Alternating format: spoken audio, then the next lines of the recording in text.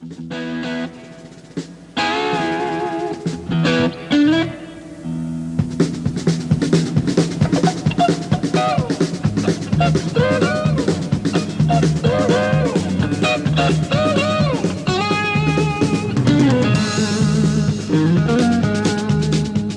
wouldn't believe the work that goes into a concert before you take your seat.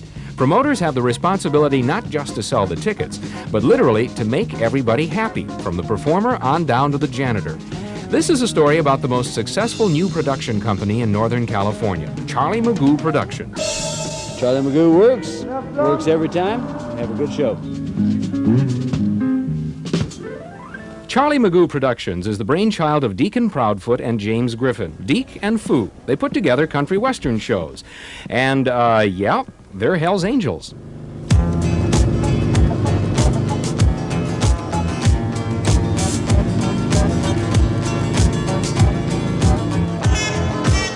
It wasn't easy getting the business going. It's bad enough getting started in anything these days, but when you ride into a bank looking like this, you have to admit you're going to have problems. What Deacon and I do, we did this ourselves, and this is Charlie MAGOO Productions, okay, and it's separate from the club. Charlie MAGOO Productions belongs to me and Foo, and that's, you know, that's our business, you know what I mean? Okay. It's like, and the club's the club. It's like, you know, it's like any other person that, you know, we're allowed to have businesses too. Two things got them on their way. One, Deacon was road manager for Waylon Jennings when Waylon and Willie Nelson were musical outlaws. And number two, the Angels were barred from the concerts of a big promoter.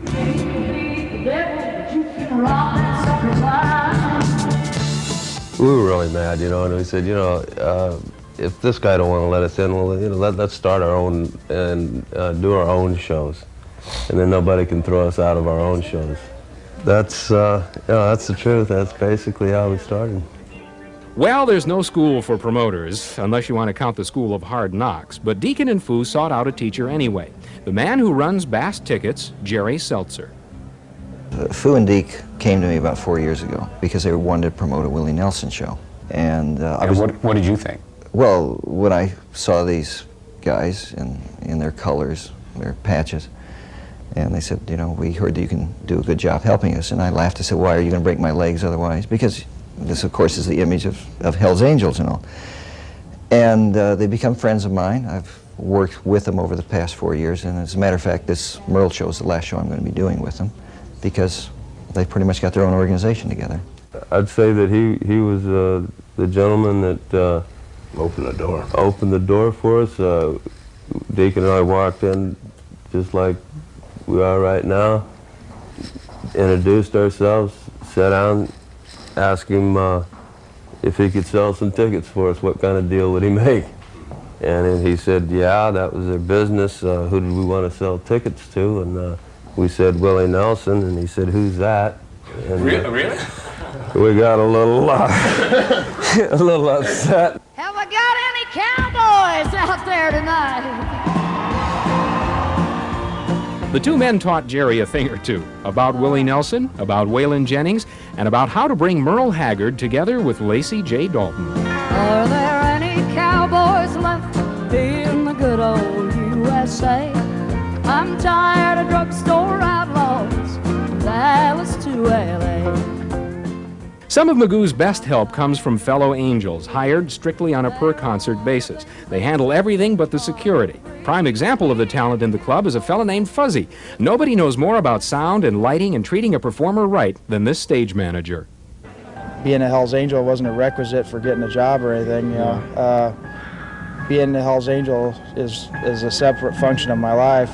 Although it's a total function, it's also, you know, it's like somebody belonging to Kiwanis Club in a sense that that it applies and having another job. That's what they do after work. Right. They can't just stay here and drink. Putting you down won't square no deal. Well, to find out about any company, ask a satisfied customer, like Merle Haggard's road manager. Number one, I didn't know they were Hell's Angels.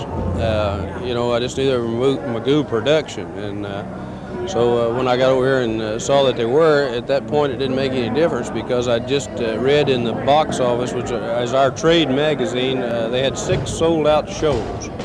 And so all I went by was the figures, and the reputation that they had with me was what they'd done dollar-wise in the box office, and so therefore I didn't look past that to see who they were.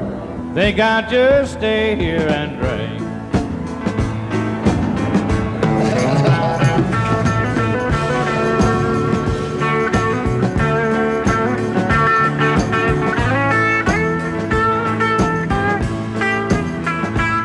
You're working 7 days a week here now. Does this mean you don't get to ride anymore? Does this mean that your lifestyle is changing?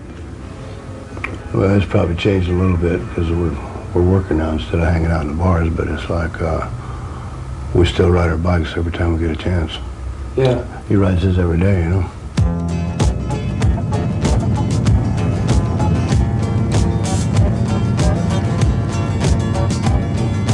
Charlie MAGOO was a Hells Angel who died of a heart ailment last year. Once he rented a bus and a tuxedo to blow the minds of his brother angels.